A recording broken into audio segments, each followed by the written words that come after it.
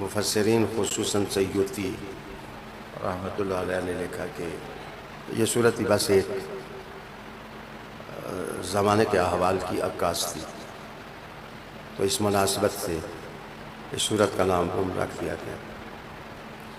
البتہ ایک حدیث شریف رسول اللہ صلی اللہ علیہ وآلہ وسلم نے ارشاد فرمایا کہ اگر 23 رمضان کو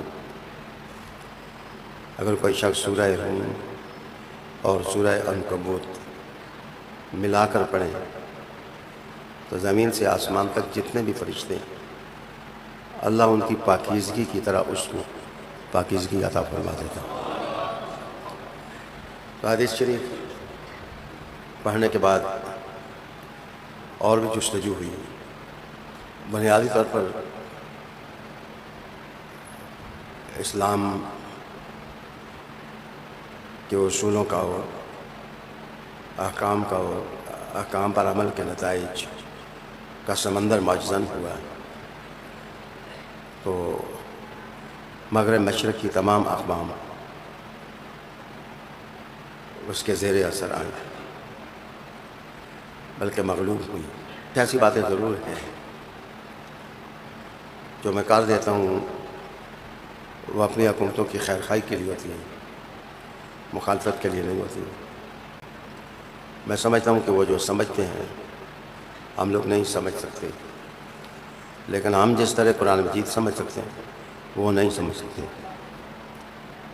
اللہ تعالیٰ نے کتاب اللہ کا نور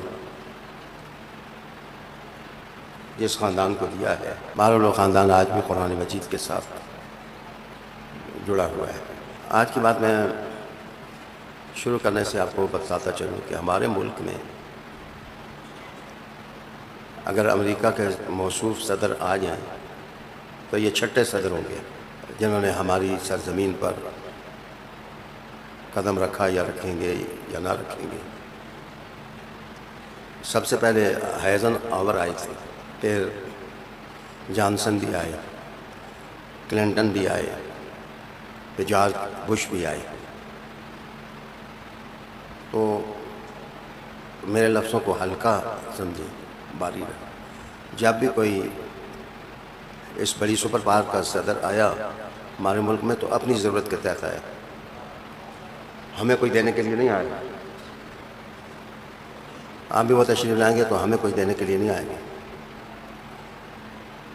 ان کی اپنی ضرورتیں ہیں جن کے تحت وہ آئیں گے۔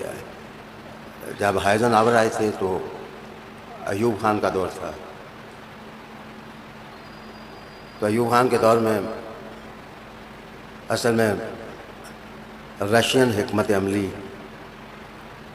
آڑے آ رہی تھی۔ وقت ہوتا تو میں تفصیل آپ کو بتاتا کہ اس زمان میں عرض وطن کے بڑے بڑے شاعر فیض احمد فیض اور ان لوگوں کو دیس نکالا دے دیا گیا تھا۔ بڑے مدم سے انداز میں کہنے لگا ہوں کہ پاکستان کے دوسرے سربراہ لیاقت علی خان صاحب کو بھی رشیا کے دورے سے وہ واپس آئے تھے تو ان کو گولی مار دی گئی تھی۔ دوسرے صدر آئے تھے تو چائنا کا ایک معاملہ ان کے ساتھ پھنسا ہوا تھا اور وہ پاکستان کے بغیر حل نہیں ہو سکتا تھا، اس کے لیے وہ تشریف لائے تھے۔ تیسرے صدر جو آئے تھے تو وہ افغانوں کی سیٹلمنٹ کے لیے آئے تھے۔ چوتھے صدر جب آئے تھے تو وار آن ٹیرر کے نام پر وہ دنیا میں کھلبلی مچانا چاہتے تھے، وہ آئے تھے۔ اب یہ تشریف لا رہے ہیں تو یہ ضروری نہیں ہوتا کہ جو محراب میں بیٹھا ہوا ہے اس کو عرش اللہ کی خبر نہیں۔ جو محراب میں بیٹھے لوگ ہوتے ہیں ہو سکتا ہے وہ اس زمانے کے بھی ہوں جب آپ پیدا ہی نہیں ہوئے تھے۔ اللہ آپ کو اور لائق بنائے، ملک کا خدمتگار بنائے، ملک کی خدمت آپ کے ہاتھ سے اللہ لے۔ آئیے میں آپ کو بتاتا ہوں کہ جو موجودہ ایران ہے یہ ساسان کا علاقہ کہلاتا تھا۔ جو مغربی ہیں وہ حکومتیں بازنطینی کہلاتی تھیں، اور یہ ساسان کا علاقہ تھا، اور یہاں حکومت نوشیروان کی تھی۔ ویسے ہی سوشل میڈیا پر الانک بلانک لوگ مارتے رہتے ہیں کہ ہرمز خالد بن ولید نے فتح کیا۔ خالد بن ولید بہت بڑے فاتح تھے، انہیں 15 جنگیں لڑی ہیں، لیکن ہیرا میں لڑی ہیں اور وہ فاتح ہوئے ہیں۔ پھر ان کو حکم دے دیا گیا کہ آپ شام کی طرف جائیں، اور وہ حلب میں عیسائیوں کے خلاف لڑتے ہوئے شہید ہوئے۔ اور جب ان کے مزار کی زیارت کی تو میں اور حاجی ایوب صاحب اکٹھے تھے۔ وہ وہاں حمص کے اندر ایک مسجد کے کونے میں ان کا مزار ہے، وہ مرجع خاص وہاں ہے۔ تو وہ یہاں ہیرا کے علاقے سے چلے گئے تھے، انہوں نے ساسان کے علاقے میں کوئی جنگ نہیں لڑی۔ ہیرا عراق کو کہتے ہیں۔ تو عراق کی جنگیں لڑنے کے بعد ان کو حضرت عمر نے پھر معزول کر دیا تھا۔ تو وہ مالک بن نویرہ کو قتل کرنے کے معاملے میں حضرت عمر نے ان کو کہا تھا کہ تمہیں معزول کیا جاتا ہے، تم نے ان کو کیوں قتل کیا؟ ایک لمبی داستان ہے۔ بڑے بہادر سپاہی تھے، سیف اللہ تھے، اللہ کی تلوار تھے، لیکن یہ عیسائیوں کے بارڈر پر لڑتے رہے۔ یہاں ساسان کی طرف سب سے بڑا حکمران نوشیروان گزرا ہے۔ نوشیروان کا عدل اور انصاف پوری دنیا میں مشہور ہے۔ اس کا وزیر اعظم تھا، اس کا نام تھا بزرجمہر، ذہین ترین۔ یہ جس وقت ٹرمپ جیسا بندہ کہتا ہے کہ ذہین قوم ہے ایران، تو میرے خیال میں یہ نفسیاتی نہیں ہے، اس نے ایران کی تاریخ پڑھی ہے، وہ جانتا ہے کہ یہ ذہین لوگوں کی ایک تاریخ ہے۔ تو بڑا معروف واقعہ اس کا کہانی نے بھی نقل کیا کہ تھا تو وہ بڑا انصاف والا، لیکن ایک دن غصے میں آیا اور اس نے پیپر ویٹ جو ہوتا ہے، یہ جس طرح میں نے تولیہ رکھا ہوا ہے، پیپر اڑ نہ جائے اس کے اوپر پتھر رکھا جاتا ہے، اس کو پیپر ویٹ کہتے ہیں۔ اس نے پیپر ویٹ اٹھا کر کے بزرجمہر کے سر پر دے مارا۔ تو دھیمی سی آواز میں اس نے کہا تھا کہ آپ تو عادل مشہور ہیں، اور یہ کوئی عدل تو نہیں ہے جو آپ نے عدل کیا ہے۔ تو عالی جناب بہرحال تجربہ کار آدمی تھا۔ اس کے بیٹے کا نام نوشیروان کے ہرمز تھا، اور یہ صاحبزادہ تھا نرا۔ میں جس وقت صرف صاحبزادہ کہوں تو من اچھا ہوتا ہے، نرا صاحبزادہ کہوں تو پھر کہ وہ کیا بلا ہوتی ہے۔ یہ نرا صاحبزادہ تھا۔ تو ظلم، طغیان، لوگوں کو بانٹنا، جس وقت ایران کی سلطنت کو اس نے کمزور کیا تو ترکستان کے بادشاہ اس وقت خاقان کہلاتے تھے۔ تو خاقان نے 3 لاکھ فوج اکٹھی کی، اور اس نے ہرمز کو کہا کہ میں روم کے خلاف تمہاری مدد کروں گا، تو میری زمینی فوج ایران میں داخل ہونے دو۔ تو یہ ہرمز بے وقوف آدمی تھا، اس نے 3 لاکھ فوج ایران میں داخل ہونے کے لیے دروازے کھول دیے۔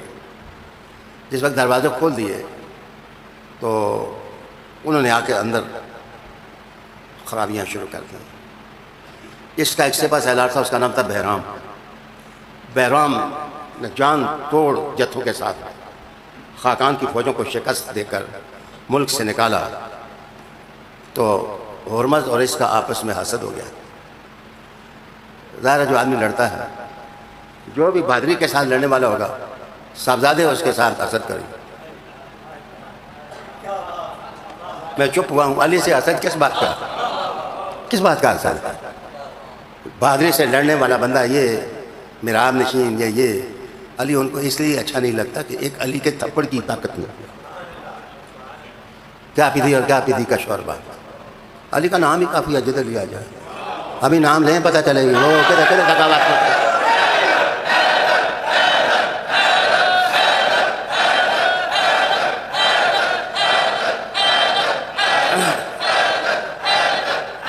حالی جناب ہوا یہ کہ یہ جو ہرمز ہے خلیج نہیں ہے، خلیج فارس کے ساتھ نکلنے والا ایک سمندر کا ایک ٹکڑا ہے، حصہ ہے جو ایران کے ساتھ ساتھ ساتھ ساتھ جاتا ہے. ایک دریا پہاڑی دونوں سے نکل کر کے وہ اس میں گرتا ہے، اور تقریباً 3 فرسنگ کے فاصلے پر ہرمز نے ایک چھوٹا سا شہر آباد کیا تھا، اور وہ شہر دنیا کی بڑی سلطنتوں کے لیے فساد کی وجہ بن گیا. اس میں 4 چیزیں کثرت کے ساتھ پیدا ہوتی ہیں: سونا 1، چاندی 2، اور وہاں کا جو پہاڑی نمک ہے پرنس اعظم خان کے نمک سے اچھا ہے.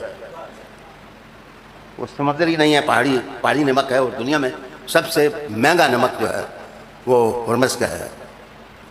اور اس کے علاوہ میں آپ کو بتاؤں، جان کی خیر، وہاں سے گندک بھی نکلتی ہے، اور معاف کرنا گندک بارود میں استعمال ہوتی ہے. اب اگلی باتیں چھوڑو، مجھ سے نہ پوچھو، وہ بڑے لوگوں کو معلوم ہے، چھوٹے لوگوں کو معلوم نہیں.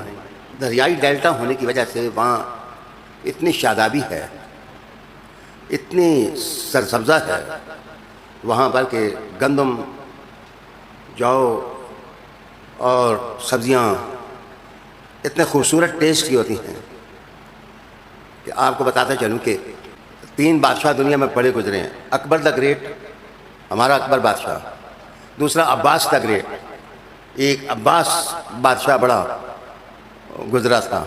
تو معاف کریے، یہ جو عباس تھا اس نے حملہ کر کے یہ جو بندر عباس بندرگاہ ہے یہ اس نے بنائی تھی، اس کا نام ہی عباس کے نام پر ہے، وہ بندر عباس کہلاتی ہے. اور بندر عباس اس نے ہرمز کو زوال دینے کے لیے بنائی تھی کہ میں ہرمز کی ساری رونقیں پائمال کر دوں گا اور وہاں کی تجارت ساری کھینچ کر کے میں یہاں لے آؤں گا. اور اس وقت چائنا کے جہاز آتے تھے، کشتیاں، اور پرتگال کے جہاز آتے تھے، اور وہ جہاز خلیج سے ہوتے ہوئے بحیرہ ہرمز میں داخل ہوتے، اور یہاں آ کر کے ٹھنڈی جگہ تھی. اس جگہ کی محبت پیدا ہوئی علاقو خان میں، اور علاقو خان جو چنگیز کا بیٹا تھا وہ عباسیوں کا دشمن تھا. اس نے سمجھا کہ اگر ساسان میرے قبضے میں آ جائے تو میں ان عباسیوں کو لوہے کے چنے چبا کے چھوڑوں گا، میں ان کو چھوڑوں گا نہیں.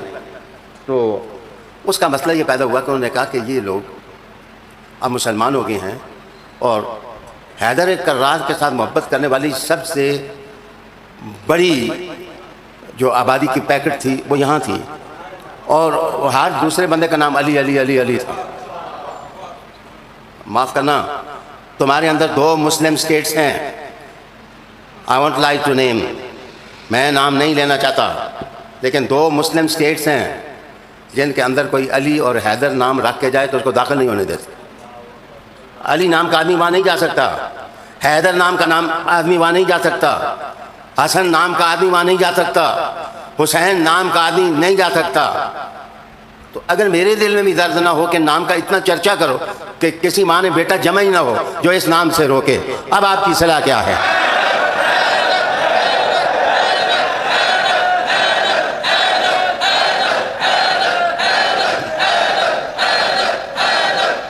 پلیز میری بات سنیے، آپ کو میری باتیں کام آئیں گی. ہلاکو جو ہے اس کے بیٹے مسلمان ہو گئے یا مسلمان کر دیے اس نے. میں نہیں اس وقت تبصرہ کرتا کہ دلوں کا حال تو اللہ جانتا ہے. ایک کا نام اس نے احمد مصطفیٰ رکھا، اور احمد مصطفیٰ جس کا نام رکھا، انہوں نے شیراز سے شیخ سعدی کے ماموں کو بلایا، ماموں کو بلا کر کے انہوں نے اپنا منسٹر لگایا ان کو. شیخ سعدی مہمان کے طور پر گئے تو اس نے کہا کہ احمد مصطفیٰ نے کوئی آل بیت اطہار کی کوئی نظم سناؤ. تو شیخ سعدی نے ان کو کلام سنایا تھا، خدایا بحق کے بنی فاطمہ کہ بل قول ایمان کلی خاتمہ، اگر دعوتم رد کنی ور قبول منو دست و دامان آل رسول. یہ دراصل ہٹ تھی عباسیوں پر کہ جو خاندان رسول اور خانوادہ رسول کو جڑوں سے کاٹنا چاہتے تھے، اور بنو امیہ کی باقیات جو ہیں وہ بھی خاندان رسول کو ختم کرنے پر تلے ہوئے تھے. جناب اس موقع پر علاقو خان نے اپنا نام بدل دیا. آپ پڑھیں، آپ کو فائدہ دیں گی یہ چیزیں ہیں. ہاں جی. علاقو خان نے اپنا نام بدلا اور علاقو خان نے اپنا نام رکھا علی خان. اس کا مطلب ہے کہ he didn't embrace اسلام. اس نے اسلام تو قبول نہ کیا لیکن علی کا نام قبول کر لیا اور علی کا نام قبول کر لیا علی خان. اب اس کو یہ جو ناسوی رائٹر ہے نا وہ کہتے ہیں نہیں اس کا نام تھا علی خان. علی خان. مزیدار بات یہ ہے حافظ نثار صاحب علی کے معاملے میں بھی ہوا کہ پرانی کتابوں میں جہاں بھی حضرت علی کا نام آیا علی آیا. یہ جو نعرے لگاتے ہیں نا علی علی علی علی علی علی علی علی علی، دراصل زبور میں حضور رحمت عالم کے بارے میں کہا کہ ان کا ایک بھائی ہوگا جس کا نام علی ہوگا. اب وقت نہیں میں آپ کو بتاؤں علی اور علی میں فرق کیا ہے اور فرق کیا ہوتا ہے، لیکن علی تو ہے. یہ جو جتنے ملنگی سلسلے والے لوگ ہیں نا وہ جس وقت ملا کسی کو دیکھتے ہیں نا، مولانا نہیں کہا ہے، ملا کسی کو دیکھتے ہیں کہتے ہیں علی علی. مانا یہ تو مان نہ مان، زبور بولے علی، انجیل بولے علی، قرآن بولے علی، کتاب بولے علی، ادب بولے علی، اور تم بولو علی، میں بولوں علی.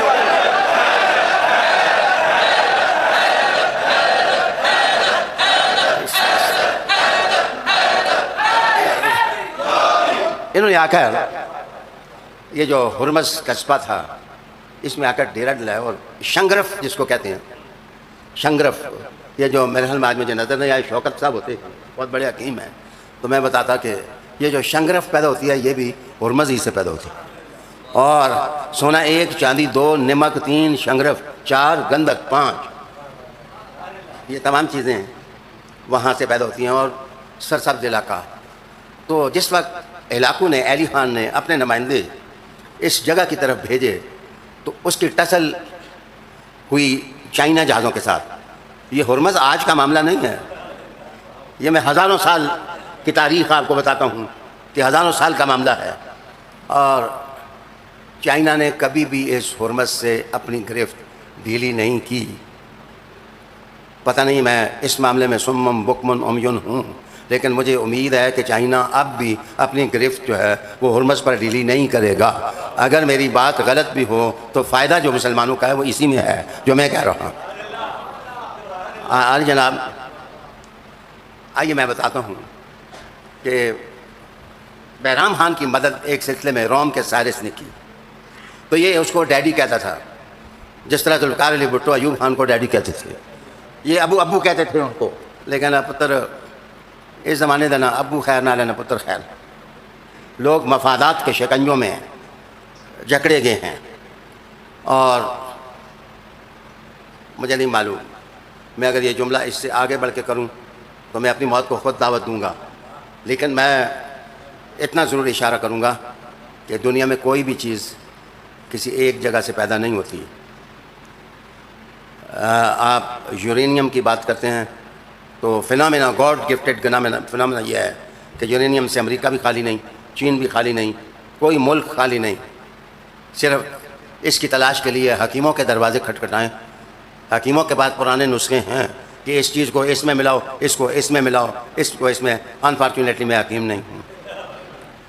ویسے میں کتاب پڑھنے کی صلاحیت رکھتا ہوں لیکن مجھے معلوم نہیں. تو ایران اگر یورینیم دے بھی دے تو اگر کسی کے ایک بچہ پیدا ہو تو اس کا تھوڑا ہی معنی ہے کہ دوسرا بچہ نہیں پیدا ہوگا. 2 بچے پیدا ہو جائیں تو اس کا تھوڑا ہی معنی ہے تیسرا بچہ پیدا نہیں ہوگا. اگر یورینیم دے بھی دی جائے تو for sake of unity and for sake of peace اگر کچھ وقت آپ کو مل سکتا ہے تو آپ کو اپنی قوم کی عمر لمبی کرنی چاہیے، اپنی ملت کی عمر لمبی کرنی چاہیے. میں نے کہا کہ ترکی کے 3 لاکھ لوگ ایران میں داخل ہوئے، ان کو بحرام نے نکالا مار کر کے. تو مجھے معاف کیجیے، یہ جو یہودی قوم ہے، میرا ہمبل کوسچن ہے کہ 1890 کے اندر برطانیہ کو کیا ضرورت پڑی تھی کہ اس نے برطانیہ کے اندر سے یہودیوں کو نکالا. میں ڈیٹ دے رہا ہوں ساتھ. 1890 کے اندر برطانیہ نے جوز پر پابندی لگائی اور ان کو نکال دیا ملک سے کہ یہ جہاں جاتے ہیں فساد کرتے ہیں، یہ جہاں جاتے ہیں فتنہ کرتے ہیں اور معیشت کریکٹ کرتے ہیں. یہ اقتصاد کو تباہ کرتے ہیں اور میڈیسنز کے ذریعے انسانی صحت کے ساتھ یہ کھیلتے ہیں. انتہائی ظالم گروپ آف پیپل ہے کہ جس کو برطانیہ نے 1890 میں نکالا. یہ وہاں سے نکل کے فرانس چلے گئے. فرانس نے 1306 میں ان کو نکال دیا. 1306 میں یہودیوں کو فرانس نے نکالا. یہ وہاں سے نکلے اپنے کرتوتوں کی وجہ سے. تو کرتوتوں کی وجہ سے نکل کر کے یہ جرمنی آئے. جرمنی میں 1400 اور کچھ میں جرمنی کو بھی ان کو باہر نکالنا پڑا. اور باہر نکالا انہوں نے. اور معاف کیجئے جو کچھ ہٹلر نے ان کے ساتھ کیا تصور بھی نہیں کیا جا سکتا کہ ان کے ساتھ کیا ہوا. لیکن یہ اپنی لایانی حرکات، اپنے معاشی تباہیوں کے پیغامات اور قوموں کے ساتھ کھیلنے کا معاملہ اور قوموں کے مستقبل کے ساتھ کھیلنا، اس بات سے باز نہ آئے. باز نہ آنے کے بعد یہ کچھ پرتگال کو نکلے اور کچھ فلسطین کی طرف آئے. ہم مسلمان اپنی طبیعت میں سادے ہوتے ہیں. فلسطینیوں نے ان کے لیے اپنے گھروں کے دروازے کھولے اور فلسطینیوں نے ان کے لیے گھروں کے دروازے کھولے تو انہوں نے فلسطینیوں کو قتل کر کے یا مار دیا یا نکال دیا اور گھروں پر قابض ہو گئے. اور جس کی موجودہ شکل اسرائیل کی بن گئی. تو جناب مغربی قوت تو اس اسرائیل کی پرتگال سے ان کو نکال دیا گیا. اور خوگر خمد سے تھوڑا سا گلہ بھی ہے. کیا ضرورت پڑی تھی کہ ایران نے یہودیوں کو آباد کیا؟ اس وقت ایران کے اندر 15% سے 21% تک یہودی رہتے ہیں. یہی موساد کے ایجنٹ بنے اور انہوں نے ہی ایران کو نقصان دیا اور انہوں نے ہی تباہیاں مچائیں. اور اگر یہ بات غلط ہے تو اللہ معاف کر دے. اگر ٹھیک ہے تو احتیاط کہ جس نے خامنائی کے دانت کا علاج کیا وہ ڈینٹلسٹ بھی یہودی تھا اور اس نے کوئی چپ لگائی اور اس کی مدد سے اس کو وہاں مارا گیا، شہید کیا گیا. معاف کیجئے. تو میں کہتا ہوں ویری کلیور. میں کہتا ہوں آپ میری بات کو نہ اچھا سمجھیں، لیکن ہمارے ایک جرنیل نے ماضی میں امریکہ کے کہنے پر غلطی کی تھی. ایک پوری قوم کو اٹھا کر کے اپنے وطن میں داخل کر دیا تھا اور وہ لاکھوں کے حساب سے آئے تھے اور وہ کچھ بھی کر سکتے تھے. میں آج کے جرنیل کو لائق کہتا ہوں کہ اس نے ماضی کے جرنیل کی غلطیوں کا ازالہ کیا اور ازالہ کرنے کے بعد اس قوم کو اپنا مقام دیا کہ یہ تمہارا وطن ہے، تم عزت کے ساتھ اس میں رہو، تم کھیتی باڑی کرو، تم اپنی قوم بحیثیت قوم تم اپنے آپ کو اسٹیبلش کرو. تم پاکستان کے اندر یہ کیا، میں نہیں کہتا وہ کوئی قوم خراب تھی، میں یہ کہتا ہوں ان کے نام پر گڑبڑ ہوتی تھی. پاکستان کے اندر جناب اس جنگ سے پہلے ریپنگ نہیں تھی، ڈکیتی نہیں تھی اور چوریاں تھیں اور یہ تھے. یہ طرح طرح کے جرائم جو ہیں وہ ہمارے وطن کے اندر آئے. میں عاصم شاہ ان کی ٹیم موجودہ لوگوں کو خراج تحسین پیش کرتا ہوں کہ رسک لے کر انہوں نے اتنا بڑا کام کیا کہ ملک دہشت گردی سے صاف ہو جائے. اب ٹارگٹ کلنگ ہو رہی ہے اور سب کچھ ہو رہا ہے. اللہ کرے گا جس خدا نے پہلے طاقت دی ہے وہ اللہ پھر بھی طاقت سے نوازے گا، نصرت سے نوازے گا. آج پھر حالات بنے ہیں کہ ایک دفعہ بڑی قومیں ہمارے وطن کی ضرورت محسوس کرنے لگی ہیں. میرے خیال میں جو وطن حضور کی زلفوں کے صدقے ملا ہے وہ اللہ کے فضل سے انسانیت کی خدمت کرے گا، وہ آدمیت کی خدمت کرے گا، وہ آدمیت کے لیے وہ جناب نسخہ شفا بن کر کے وہ دنیا سے ابھریں گے. علی جناب میں نے کہا کہ اب بندر عباس اگر آپ کہنا آپ حاکم ہوتے تو آپ کیا کرتے، تو میں کہتا ہوں میں حاکم ہوتا تو آپ کو کیوں بتاؤں کیا کرتا. تو مجھے کیا ضرورت ہے کہ میں وقت سے پہلے اپنا کارتوس مارنے کی کوشش کروں. لیکن میں آپ کو ضرور کہوں گا کہ یہ جو ہے یہ ناکہ لگانا یہ بھی اولڈ تہذیب کا حصہ ہے. جس وقت عباس بڑا تھا اور پرتگالی بڑے تھے تو خلیج فارس میں ناکہ لگایا گیا تھا اور ٹرمپ نے اس کو نقل کیا اور ہرمز شہر جو ہے اس وقت تباہ کر دیا گیا. اصل میں میرے خیال میں شاید ہو نہ ہو کہ یہ لوگ نہ تلاش کر رہے ہوں یورونیم کی، یہ لوگ پرانے کھنڈرات تلاش کر رہے ہوں ہرمز کے جہاں سے شنگرف نکلتی تھی. چھٹی چیز کا آپ کو پتہ ہے میں نے نام نہیں لیا، اس لیے نام نہیں لیا یہ نہ سمجھے کہ میں بھول گیا ہوں، میں نے جان بوجھ کے نام نہیں لیا کہ وہ چھٹی چیز وہاں سے نکلتی تھی اور شاید اس کے شکاری جو ہیں پھر اس طرف رخ کریں گے. لیکن آئیے قرآن مجید نے کہا فی بضع سنین. اب میں اپنی گفتگو کو پلٹا دوں. یہ بضع ابو بکر صدیق نے شرط لگائی کہ روم جو ہے وہ فاتح ہو جائے گا 3 سالوں میں. تو رسول اللہ علیہ السلام نے ان کو بلا کے کہا ابو بکر بدع کا لفظ 10 تک استعمال ہوتا ہے، اس لیے آپ شرط میں اونٹ 3 کے بجائے 100 کر دیں اور 3 سال کے بجائے 10 سال آپ شرط میں شامل کر دیں. تو ابو بکر صدیق رضی اللہ تعالیٰ عنہ نے ایسے ہی کیا. وہ تو ہوا جو ہوا، جشن جشن، خوشی خوشی، مسلمانوں کو اللہ نے نصرت سے نوازا، خوشیاں پھیل گئیں مکہ کی پہاڑوں میں اور راہوں میں ہر سو. لیکن میں جو بتانا چاہتا تھا وہ آپ کو کہ یہ بدعہ لفظ یہاں ٹائم کے معنوں میں استعمال ہو رہا ہے. یہ وہی بدعہ بدعہ ہے جو حضور نے کہا تھا کہ فاطمہ میرے جگر کا بدعہ ہے. یہ با اور دعاد اور عین وہی ہے.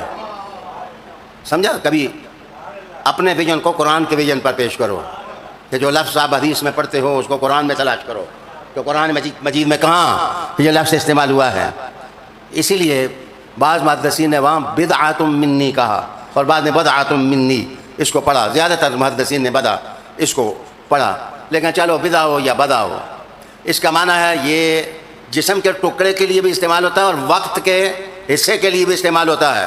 تو ابو بکر نے کہا 3 سال، حضور نے کہا نہیں اس کو بڑھا کر دا کر دے.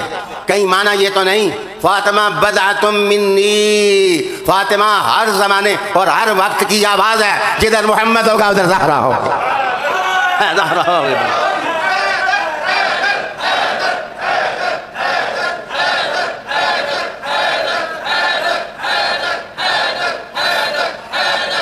اور اگر بدع ہو تو اس کا معنی دا ہو تو پھر صرف جگر معنی کرنا تو ہماری کہتے ہیں کہ پھر صرف جگر تو نہیں معنی کیا جائے گا. کوئی جسم کے اندر 10 چیزیں ہیں، ان ساری 10 کا نام لو. فاطمہ میرے جگر کا ٹکڑا ہے، فاطمہ میرے دل کا ٹکڑا ہے، فاطمہ میرے سینے کا حصہ ہے، فاطمہ میری شعور کا حصہ ہے، فاطمہ میری عقل کا حصہ ہے. جدھر میں محمد ہوں ادھر فاطمہ ہے، زہرا ہے.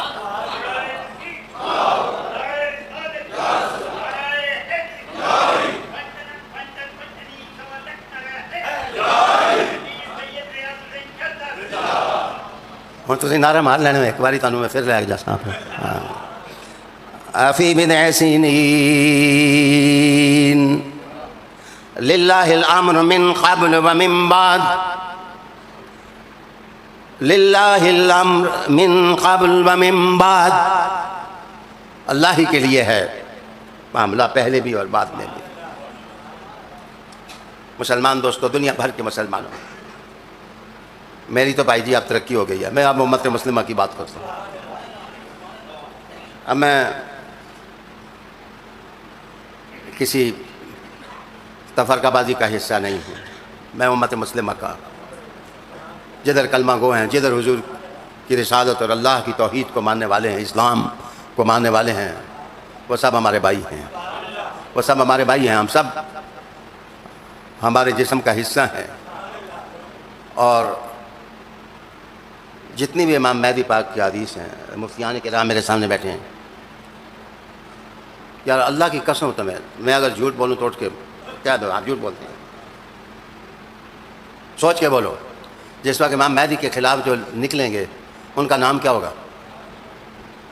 بولو نا، بولو. ان کا نام سفیانی ہوگا.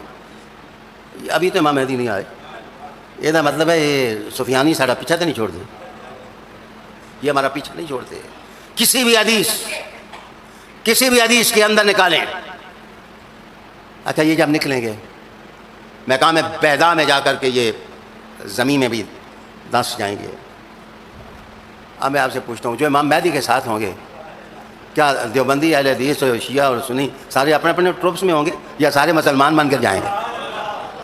بھیا سب نسیم منسیہ، ایک اللہ اور ایک اللہ کا رسول اور ایک اسلام اور ایک کعبے کی تجمع، کعبۃ اللہ، اور ایک امام مہدی، ایک امام. گلی گلی امام، گلی گلی مجدد، یہ سکہ نہیں چلے گا. ایک مہدی کا سکہ چلے گا.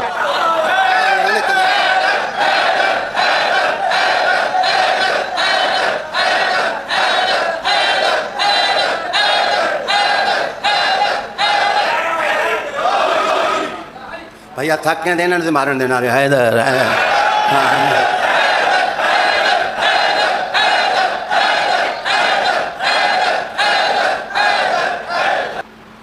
وعد اللہ، اللہ کا وعدہ ہے، اللہ کا وعدہ ہے۔